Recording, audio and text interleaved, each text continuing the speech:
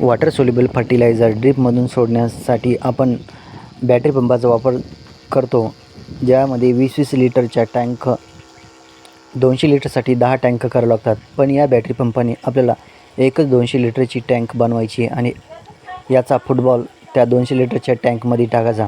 तर 200 लिटर पाणी फक्त 20 मिनटामध्ये 15 ते 20 मिनटामध्ये ॲव्हरेज 15 ते 20 मिनटामध्ये हा पंप ओढतो.